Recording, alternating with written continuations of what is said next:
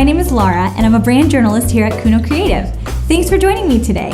I'm going to help you create a blog powerful enough to influence your buyers, and I want to hear from you. Share your best practices in the comments below at any time. So let's get started. First, the basics. With so many marketing tools out there, why blog in the first place? The answer is to get found. Did you know that businesses that blog get 67% more leads and are 13 times more likely to see a positive return on investment than companies that don't? But numbers aside, blogging lets you educate your potential buyers and shows them you're an expert in your field. It positions you as a thought leader in your industry and allows you to become a part of the conversation. Having a blog as a resource on your website is valuable in that you can provide information to buyers at every stage of the sales cycle. You can answer questions they have before they even ask. Okay, so you've decided you're ready to start your blog. A question I get asked a lot is, how do I get my team on board with blogging? This is easy. Everybody knows something you don't, which could be the basis for a really good blog post.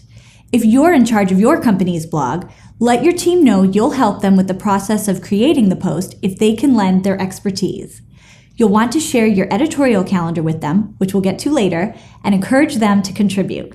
As team members start to participate, share their successes with the rest of the company. Once people start publishing and sharing, others will want to join in. Trust me. If you've managed to get your team on board with blogging and you want to share your story with us, tell us about it in the comments below. Next, we're going to talk about developing a blog strategy. Think about who is going to be reading your posts and what information would be valuable to them. This is where your buyer personas are important.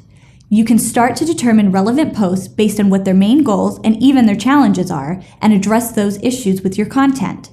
The next step is to do your keyword research. There are various tools you can use to determine what people are searching for in relation to a certain topic. So let's say you're a software company selling a system that manages safety documents. Your primary buyer persona is likely a safety manager who would use a system like this and is someone who cares about undergoing an OSHA inspection. They would probably enter a keyword like OSHA inspection, which can give you so many topics to write about. How to prepare for an OSHA inspection, what to expect during an OSHA inspection. You get the idea. Using a keyword tool like the one I use, SEMrush, can help you determine how much this keyword is searched and how difficult it is to rank for that keyword. The tool can also show you related keywords you can use to expand your blog content. Once you've got your basic foundation created, it's time to organize all your blog topics. Without a plan for your content, you can't successfully use your strategy. This can be done using an editorial calendar to keep track of your topics, your due dates, and your publish dates. This makes it easy to reference what is already published and what's publishing next. Be sure to share it with your team so they can add their topics and a due date so everyone is on the same page. What's important to remember is that while an editorial calendar helps keep your content on track, it doesn't have to remain set in stone. If a great idea pops up, work it in. Do you have any tips for creating an editorial calendar? Let me know in the comments below. So, you've got your topics, you've done your keyword research, you've put everything in your editorial calendar, and you're ready to write. Research the topic you're writing about and make sure you use reliable sources only. These could be industry leaders such as Mayo Clinic or GE. Avoid using sources that don't have credible professionals creating the content. Once you've found some good sources, be sure to cite them in your post. Once you've done some research on the topic, create an outline that highlights the main points you want to make. This saves time later when you go to write it by giving you direction. You want to attract people to your post, so you've got to give it a compelling headline without it being clickbait. I know I hate it when I see a headline that promises to show me something amazing and it turns out to be an ad, and not even a very clever one either.